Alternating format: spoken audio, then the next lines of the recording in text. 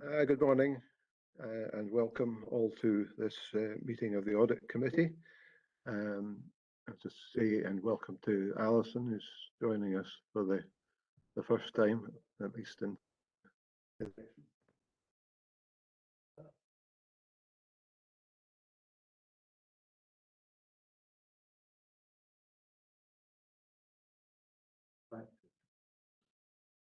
She gone out of it?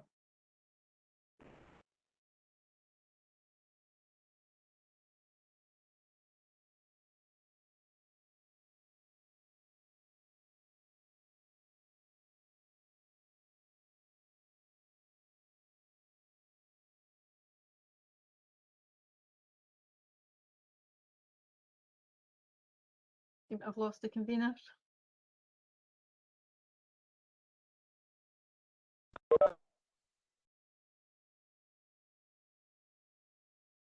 Sorry about that. It just dropped me out of the meeting. First of all, first item, are there any apologies? An apology from Councillor Coleman, convener. Good. And next, are there any declarations of interest? Turning to item 3, the minute of the Audit Committee held on the 21st of June 2021. You'll all have copies of that. Are there any questions regarding the minute or any corrections? Happy to accept that as a true record. Happy to agree, Convener. Thank you for that. So moving now to item 4. These are the unaudited accounts of the Falkirk Council for the year 2020-21. And we'll also be considering the Falkirk Temperance Trust accounts. Brian, you going to introduce this report for us? Thank you. Yes, thank you, convener, and good morning. This report represents a significant landmark in the annual financial calendar with the presentation of the accounts. I would just like at the front end to acknowledge the work of Danny and the rest of the corporate finance team in both meeting the statutory deadline of 30th of June, but also their ongoing work to try and improve the presentation of the accounts and make them more reader friendly. So in terms of the short cover report, convener, you can see in the background section that the council has delegated authority to the audit committee to deal with the consideration of the unaudited annual accounts. We'll see later in the paper that when the audit's completed, to further consider them before recommending relaying on to full council. In terms of section 4, the considerations, maybe just drawing in particular your attention to paragraph 4.2 and the references therein to the management commentary and the annual governance statement, which are clear key elements, I think, for the reader of the accounts to give important context. There are a range of public notification arrangements that we need to comply with, and they're set out in para 4.3. And just picking up in terms of the closing of the cycle, so to speak, once the auditors have completed their audit, they will come back to this committee for your consideration before being referred on to council. There is still flexibility in the time frame for the audit to be conducted, primarily, but perhaps not exclusively, driven by COVID. So we'll see how the audit goes and pick up on a suitable meeting for us to present the audited accounts for your consideration. And I think that just takes us back to the recommendation at section 2 at the front end of the paper. Thank you, convener. Thank you, Brian. Yes, you mentioned that there are further efforts being made to make the accounts more readable, and there's no doubt that the management commentary in particular is very good reading and very clear and well illustrated. I've no question at this moment, but any member wish to ask a question regarding these accounts? Alison, yeah. Thanks, convener. They certainly make an interest in reading. There's a lot of depth to the paper. I look forward to it coming back when they have been audited for a further look. But I was just to ask, page 37, and I did ask for clarification from our head of HR, which she did give me, but I'm not 100% sure about some of it. So Karen actually gave me reassurance about the SGC employees. I'd asked why they had increased so much in the £50,000 to £55,000, pay grade, and it was obviously because of differences in terms and pay and conditions.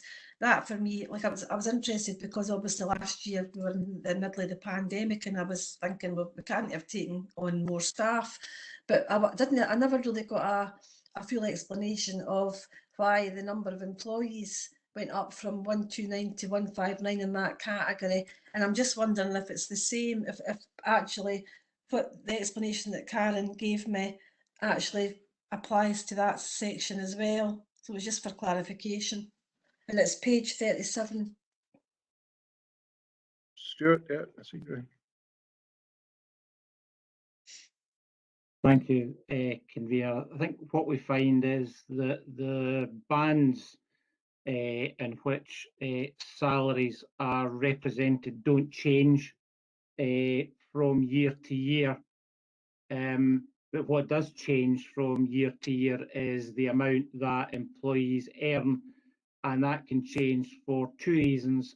One is the annual pay award, and the second one is where employees get an increment, and a combination of increments for people who are at the top of the scale plus pay awards can take people who were at the top of the previous band, just flip them into that new band of £50,000 to £55,000. I think the explanation that Karen tried to provide to Councillor Black was along the lines that it's just an increase in salaries for staff as a result of pay awards and of increments that has just moved employees from one band to another.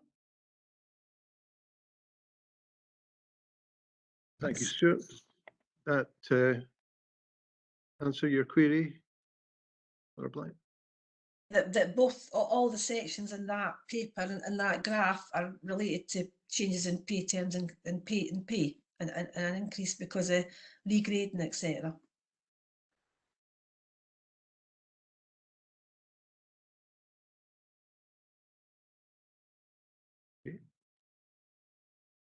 Councillor Nimmo, you had a question. Yeah, thanks very much, convener. Just a couple of quick points. The first one, I raised this at a pre-meet earlier on, but it's just for public consumption, really. In relation to the recommendation on page 11, I'm not actually quite sure what we're being asked to do here in relation to the recommendation, and I fully appreciate it's all about accountability and it's probably to do with standing orders. That's why it's included on the agenda here. But we're being asked to consider this report as the part of the recommendation, but everything seems to have been done that needs to be done. There's nothing for us to really do here or to try and authorise, but this committee doesn't have any powers to agree anything as such. It would have to go elsewhere. So I'm a bit confused regarding the recommendation and what's been asked. That's my first point. My second point relates to the pensions table at the top of page 41. Now, I know that all elected members, as far as pension contributions are concerned, they are published on an annual basis, but this only details the pensions for senior councillors. And I'm just wondering why it doesn't include all councillors' pension contributions. That's my 2 points, Convener. Good. Brian, are you able to answer those points? I'll endeavour to do so, Chair. Thank you. Whether I'm successful or not, you can judge. So on the first point, I think the points made by Councillor Nimmo are correct insofar as the specific things that need to happen, such as the submission of the accounts by the due date, the inspection period, and what happens hereafter, are in effect givens, and the report has given you assurance that these have been complied with. But the consider in the first line, I think, invites the committee, having received the full set of accounts, to make any comments or ask any questions, as was illustrated by Councillor Black's comments. So that it does provide you at the outset and prior to the audit the opportunity to raise any issues that occur to you from the document in front of you. So I think that's, I would suggest, the explanation for how the recommendation is framed the way it is. In terms of your question on the pensions, the answer may be that not all members are party to the pension scheme, and what's listed there may be just those that are. But if you're aware of a particular member who is a contributor to the pension scheme and isn't included, clearly the answer extends beyond that, and I would need to go back and check that out for you. Convener, just on that point, if I can maybe pick up on what Brian's just said, I've been a member of the pension scheme since I think 2009, Brian, and obviously my name's not included on the list. It does seem to be just senior councillors that are included in this table here on page 41. Well, perhaps then, in the same way that senior officials are included, the regulations stipulate that the same applies to councillors. But I see Grace from EY may have had her hand up there that can come to the rescue here and maybe give a more complete answer to that point. Thanks, Brian. Sorry, I was just trying again. It is because the remuneration report is only covering senior councillors, so there's a definition that we check about who is included as a senior councillor. So we'll look at that list to decide whether the people who are in that list have met that definition, and that's why it's only them that are disclosed within the remuneration report. But councillor pay and expenses and things like that are disclosed separately on the website, but they just don't feature in this report here. Okay, thanks for the explanation. Thank you, Grace. Any member have any other questions at this stage? Yes, Convener, I had a couple of questions I wanted to ask. Certainly. Sorry, Okay, I didn't see your hand, Cecil. That's okay. What I'll do is I'll give all three questions, and that'll give officers a bit of thinking time in between. First one is relation to something that's historical that we've continually had, is it's an overspend within our children's services, particularly within children's services social work.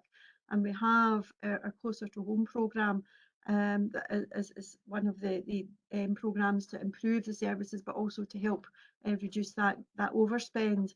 And I was just wondering if we are confident that the Closer to Home programme will indeed actually help meet that gap going forward. I appreciate this may have been already raised in other forum, but this is an opportunity to just have that out discussed in public. convener. That's the first one. The other one is related, and that is our current financial position is probably looking very positive, but we still have a significant gap over the next 5 years, and it's how our change programme will feed into that, and how significant will that be, and what will be the extent of the gap going forward. And the final one, I think, will be for Mr. Duff, is in relation to our rented properties and whether there's been a drop in the rental income as a result of the pandemic. Do we have high numbers of vacancies or underpayments that may impact on the income to the council going forward? And are we looking at any of that to increase the income coming in and help those that are difficulties? Okay, thanks, convener. Thank you, Cecil. Taking this. Oh, it's Kenneth, is it? Kenny. On the first question on the children's services, we Kenny, can you Hello. pick up now? Yes, can you hear me okay? Yeah. So the question was, will closer to home meet the gap in terms of the projected savings for closer to home? Yeah. Okay. I wasn't coming to this meeting to answer that particular question, Leader. However, the closer to home project is working towards reducing the overall spend in terms of the children who are looked after by Falkirk. The actual projections I can't give you right now, but I can ask Leslie James to work with me to give you a written response following the meeting.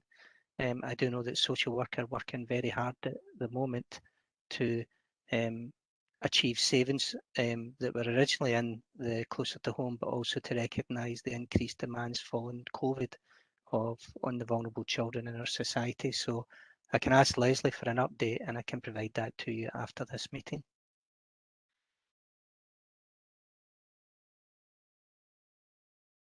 Okay, thank you, Kenny.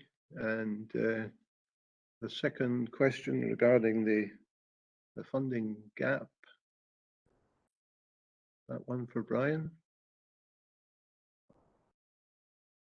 Thanks, convener. I'll pick it up. It may well be that colleagues may wish to come in behind me, and I think we do, as reflected in the business plan, face, as most, indeed all councils do, very challenging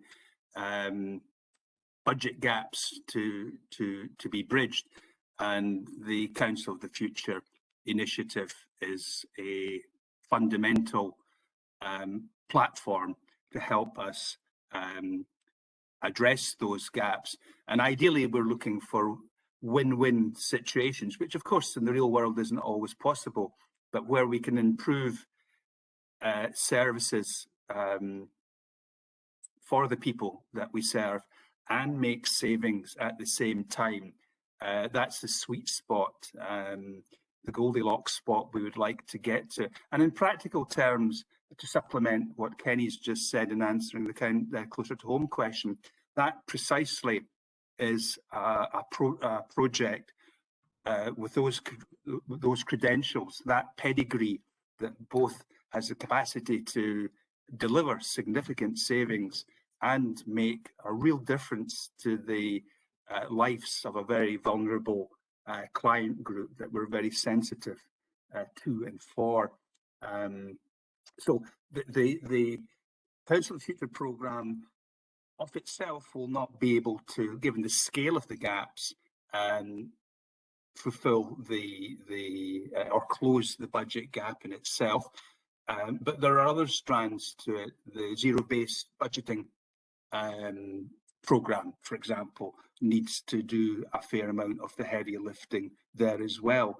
And I think also, to be candid, convener, members will face in the current budget round some very difficult, as they always do, decisions on balancing what is a very challenging 22-23 gap currently estimated at 18 million, but subject to key variables, notably the outcome of the pay award, and ultimately the revenue support grant settlement could materially widen that gap and make the challenge bigger. So we need to be realistic about that.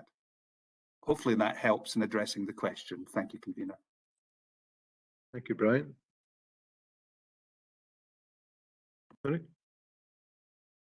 Convener, it's Douglas. I'll come in on the question about the rental income, if that's okay. Yes, thank you. So the property estate is actually fairly well let, and we have seen increased lettings arise from the impact of COVID, particularly on our industrial premises, a lot of interest in warehousing, etc. space. So actually the portfolio is over 95% let, and so that has been quite healthy in recent months. But in terms of the backlog and rental payments, that's not showing as a budget pressure. There is a report at the executive tomorrow noting the various budget pressures that we have for this year, and it's not noted as a pressure currently, as we have an arrangement in place with our tenants for repayment. So we have staved off any pressures arising for them through agreements with the tenants that we've sought to enter into, so that we can stage their repayments of any gaps within their rental income. And so we're not seeing this as a significant risk at the present time. Hey, Douglas. Are there any further questions? I have one, I think probably for Grace, actually.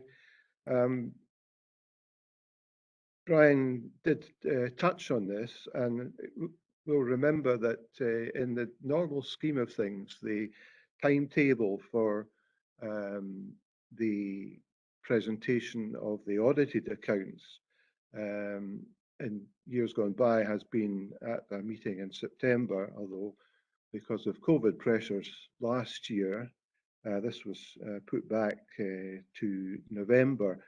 I'm just wondering, is the lockdown, is this causing continued pressure on our external auditors and their ability to undertake the audit functions? And do we have an idea of the projected timetable for receipt of the audited accounts this year? Yeah, happy to take that. So in our plan, we actually set out that we were aiming towards the end of October for the finalisation of the accounts.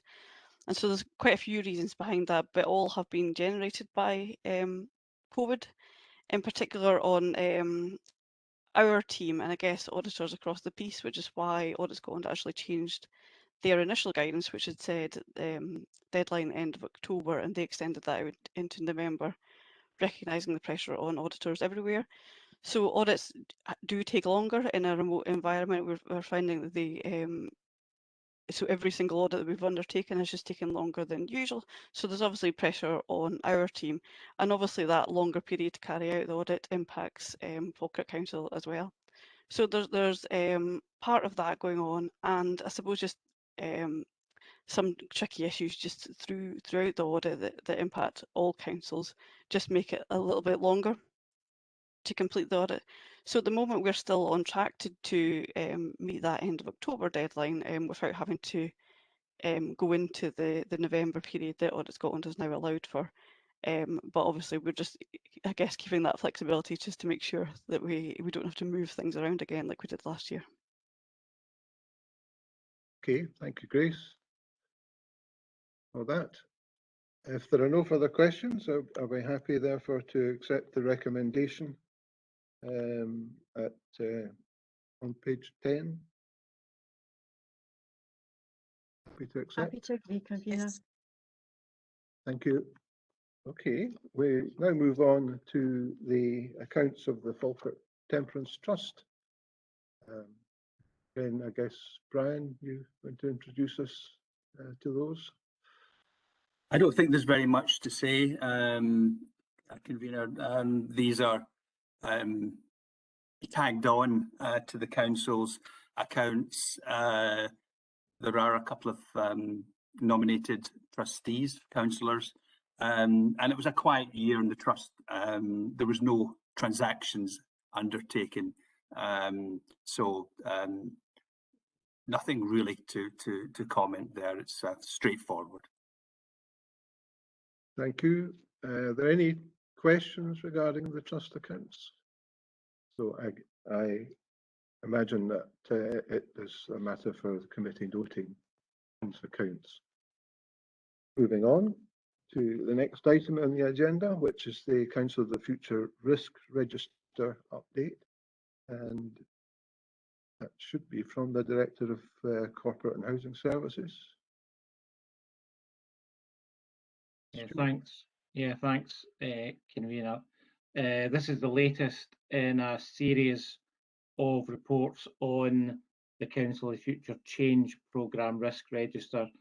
Reports on the programme risk register are reported to this committee on a 6-monthly basis. Whilst this report deals with the risk register, separate reports on delivery of the change programme itself are reported to the Executive, to the Scrutiny Committee and to Council through our business plan updates. Paragraph 3.3 of the report sets out the various ways and places in which members are kept up to date on the priority projects and the programme in general. As I just mentioned, included in tomorrow's executive is a report on the latest update on the programme, and that will be the first of the new financial year. Members are kept up to date through representation of each of the political parties on the Council of the Future Board and through monthly briefings for all elected members on our priority projects. And just last week we had the monthly update briefing for members, and we had a Council of the Future Board meeting too. Coming to members in September will be the first of the reports dedicated to individual Council of the Future priority reports, and that will just be the first in a sequence of reports coming to members for decisions. Turning back to the programme risk register in front of members this morning, the hierarchy of our registers are set out in the table in paragraph 4.1 of the report before you. The Council of the Future Board considered the risk register at its last meeting last week and looks at the risk register on a 6-weekly basis, i.e. each time the board meets. I'd emphasise that the risk register looks at the risks for the programme as a whole, not all of the risks for the individual projects. They are set out in each project risk register. Section 4.5 of the report provides information on changes to the risk register for the programme since it was last reported to Audit Committee. 2 risks have moved from green to amber since we last reported, and they relate to partners and to people, and both reflect the ongoing work in terms of restructuring of Council services consistent with the Chief Executive's report to Council earlier this year, and both relate to the integration of the Trust into Council structures.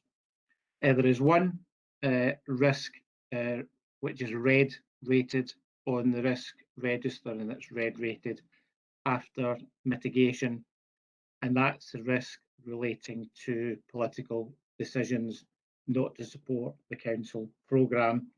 And I mentioned earlier that the Council of the Future Board met last week, and one of its items of business was to consider the current risk register. And having considered the register, the view of the board was that that red rating should remain in place for political decision making.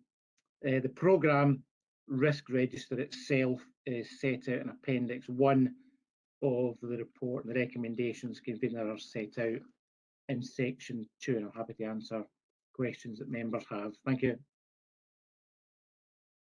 Stuart? Are there any questions? This report? Right, Cecil? Yes. Councillor Meikle-John, yeah. Thank you. I was just thinking a wee bit more about just particularly around the comment, that final comment around the highest risk and the mitigation. And I just wondered if there's any further mitigation that could be done that would help support or reduce that risk in some way. Just I'm looking for a wee bit of explanation in relation to the final paragraph about how the decisions can help influence the political and leadership of the council, and just how that can be done. Stuart, couldn't remember who it was that spoke there, sorry. But I'm maybe asking a very technical question that's not easily answered. I appreciate that, just because of the political nature of it, but it'd just be interesting to know if there's anything that could be done to bring that risk down.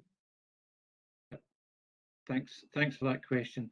I think there's a bit of an acid test coming up for elected members over the course of the next few months or so. So I mentioned earlier on that members will start to receive reports on each of the priority projects within the change programme, and it may well be that if members accept the recommendations and support each of the change projects that we bring forward, that we can look to reduce that risk as we go forward. So I guess that the kind of proof's going to be in the pudding on this, and as we bring each of the priority projects forward, let's see what happens with the political decision making of members. And as I've mentioned, we review the risk register on a 6-weekly basis at each of the board meetings, and on a 6-monthly basis to this committee. So when the committee meets again in 6 months' time, a number of reports will have been submitted to members for consideration on these top 10 priority projects. So I guess we'll be better informed in 6 months' time as to what that risk is. I think what we can do is, as we bring each of these reports forward to members for decision making, is make sure that we continue to do as much briefing of elected members as possible, whether that's through the monthly briefings that we have, whether it's through individual political group meetings that we have, but just maximise the information that elected members have before we ask them to take important decisions. Thank you, Stuart. There's Alison, Councillor Black. Thanks. It was I can't actually see the page number, but anyway, it was under the risk partners and stakeholders. I mean, we've seen for ourselves the last couple of weeks that is a big risk with health and social care, and there's such a shortage of staff from our external providers and from ourselves. And I just think that it's a huge risk. As obviously after the pandemic, carers are really tired. I mean, unpaid carers and staff are really tired. So I don't know, I just like, obviously it's highlighted here as a high risk, but it definitely is that. And I don't know what more we can do, because I know there's a lot of work going on behind the scenes, but I don't know what more we can do to try and help with that. But it's we need people. If we're going to deliver services, we need people. And if we've got a shortage of people, that's a real struggle.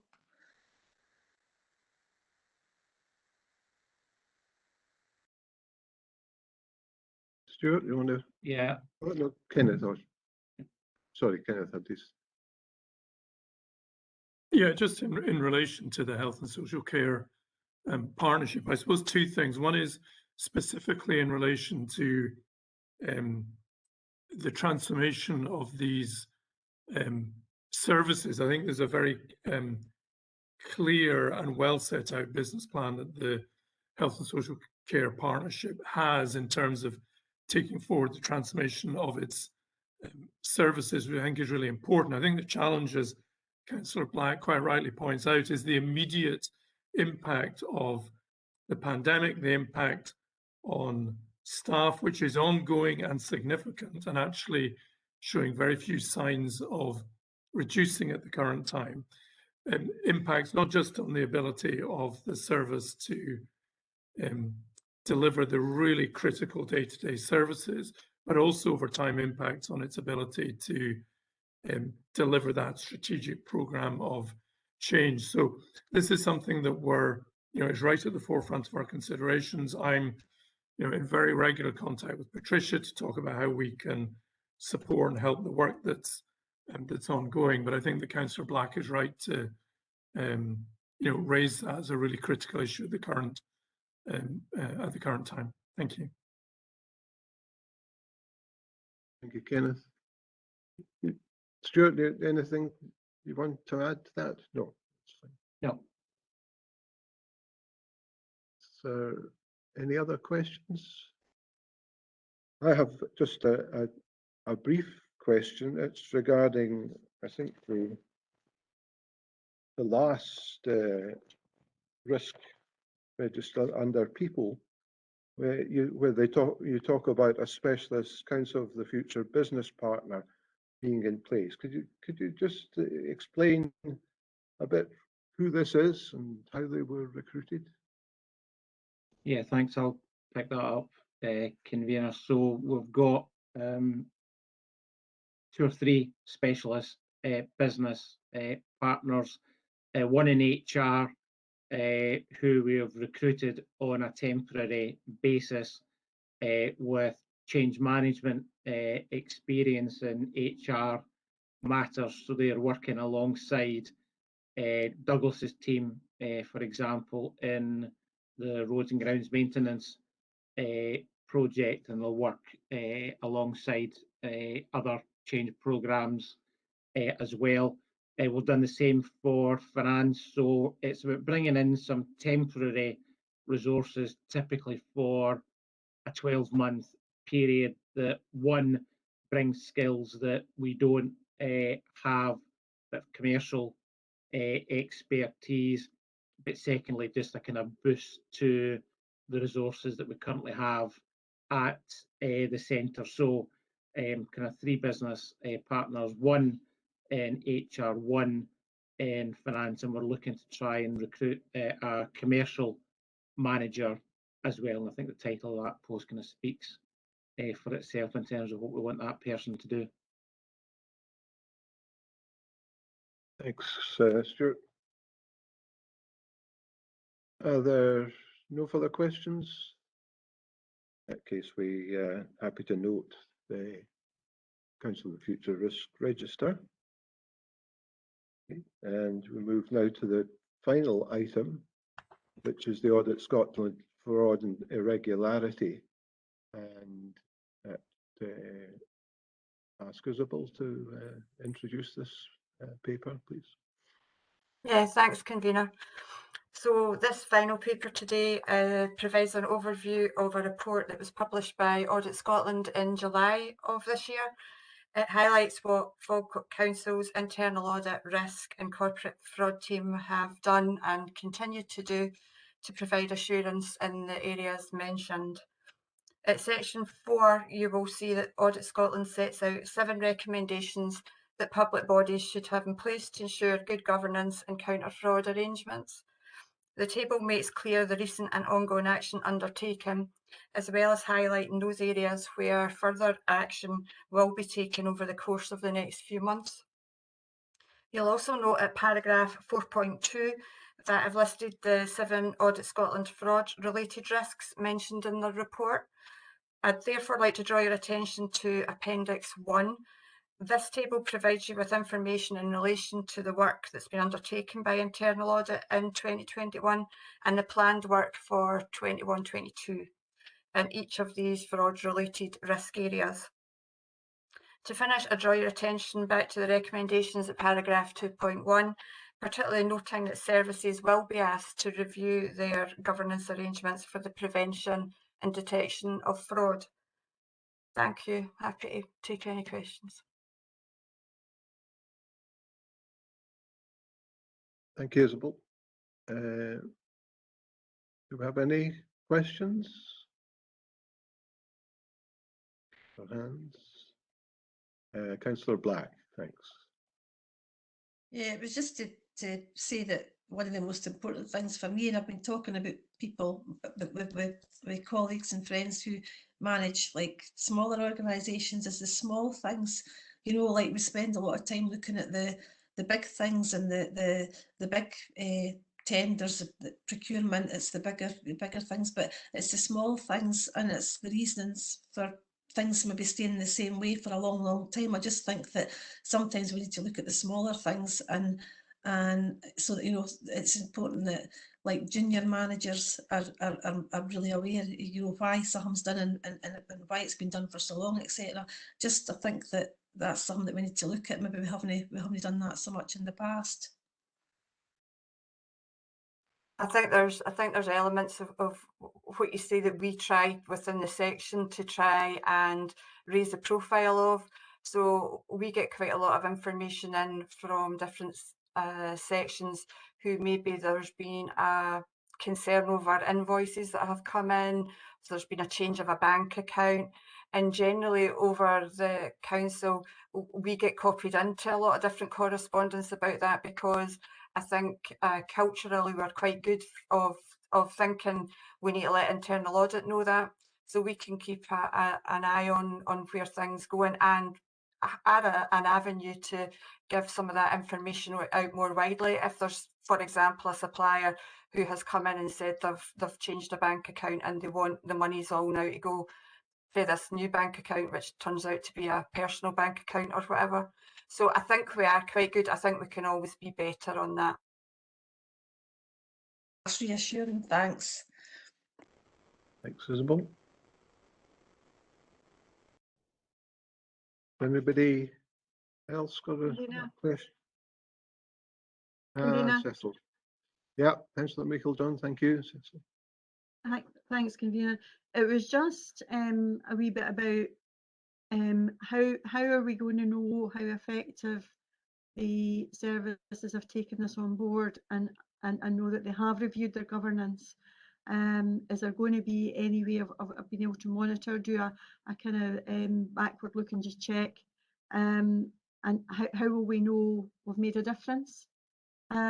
I suppose with this it's probably quite difficult because you don't want to have fraud, but if there are things in our systems that could potentially be open to fraud, then what are the mitigations that are being put in place?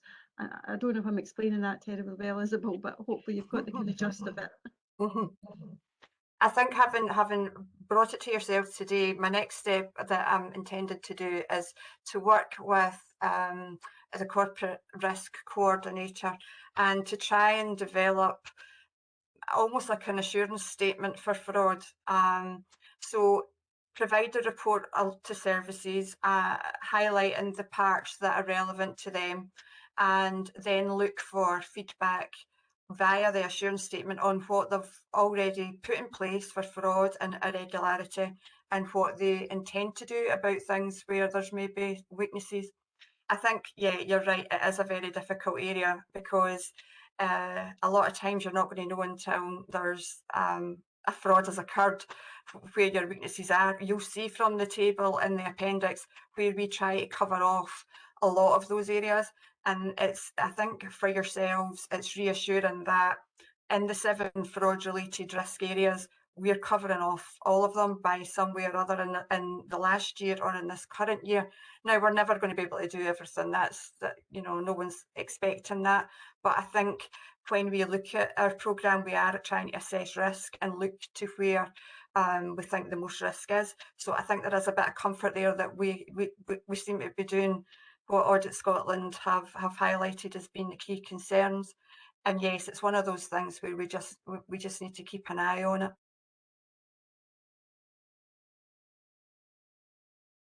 Happy with that, Councillor Meiklejohn, yeah?